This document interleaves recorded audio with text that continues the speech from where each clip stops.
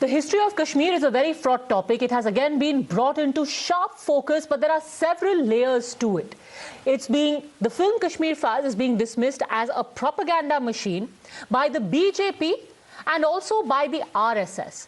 So what really is the truth of Kashmir as seen through the lens of the Sangh? Joining us now is the Akhil Bharatiya Prachar Pramukh of the RSS, one of the senior most leaders of the Sangh, Sunil Ambekar. Sunil ji, many thanks for joining us. I want to start by asking you, ये Kashmir files जो है, इसको बोला जा रहा है कि RSS की तरफ से प्रोपेगेंडा का इंस्ट्रूमेंट की तरह इस्तेमाल किया जा रहा है. If not the organization, then the ideology. नहीं, फिल्म कलाकार अपनी फिल्में बनाते हैं. वो समाज के हर एक विषय पर फिल्में बनाते रहते हैं. तो उनकी अपनी दुनिया है, उनकी अपनी कला है, उसको उसी तरीके से देखना चाहिए. जो कश्मीर की हिस्ट्री है उसमें संघ का क्या रोल रहा है, खास तौर पर क्योंकि जो पहले कश्मीरी हिंदू थे वो संघ से जुड़े हुए थे, जिनके ऊपर सबसे पहला अटैक किया गया था.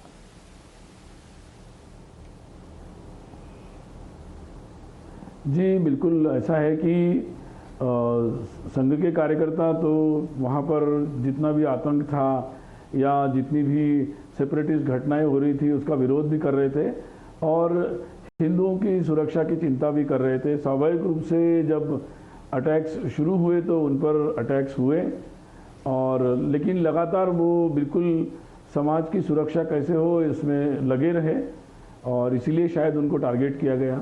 ये बात सही है. पर फिर कश्मीरी हिंदुओं को अपने हाल पर क्यों छोड़ दिया गया? सबसे बड़ा इल्जाम यही लगाया जा रहा है कि एक बहुत लंबा वक्त था जहां पर कश्मीरी हिंदुओं को एक तरीके से अबैंडन कर दिया गया.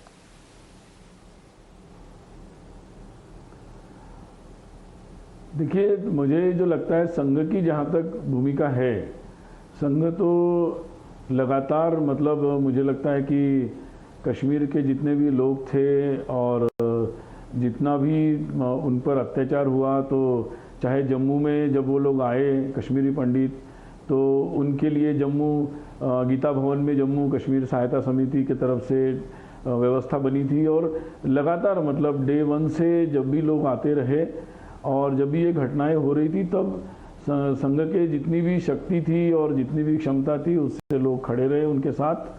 और ये विषय केवल जम्मू कश्मीर का या कश्मीरी हिंदुओं का नहीं है, ये पूरे देश का विषय है. ये देश की एकात्मता, सुरक्षा, देश के लोगों के सुरक्षा का विषय है.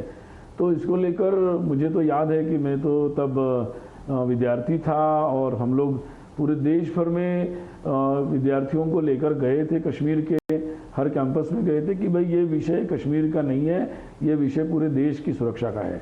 तो मुझे लगता है कि पूरा देश उनके साथ खड़ा हो, इसके लिए एक बहुत लंबा चौड़ा प्रयास चला है. मतलब एक विचारक के तौर पे आपको क्या लगता है किस वजह से चीजें इतनी खराब हुई कश्मीर के अंदर, खास तौर पर उस दशक में?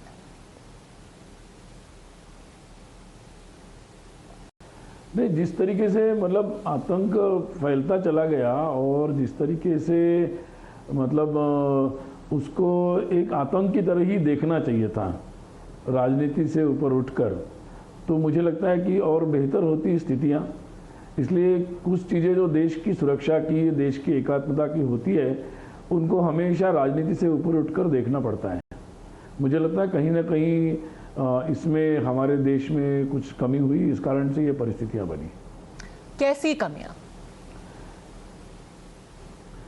और जम्मू में जैसे जम्मू कश्मीर सहायता समिति के बारे में मैंने बताया, या फिर देश भर में जितनी भी लोग आते गए, तो लगातार उसके लिए संघ के कार्यकर्ता तो लगातार लगे रहे, चाहे जम्मू में या दिल्ली में या देश भर में.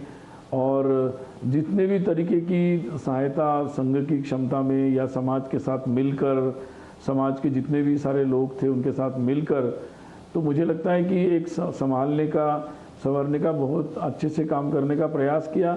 फिर भी किसी को घर छोड़ना पड़े और एक भय का सामना करना पड़े, तो उससे तो भयंकर बात कोई नहीं हो सकती.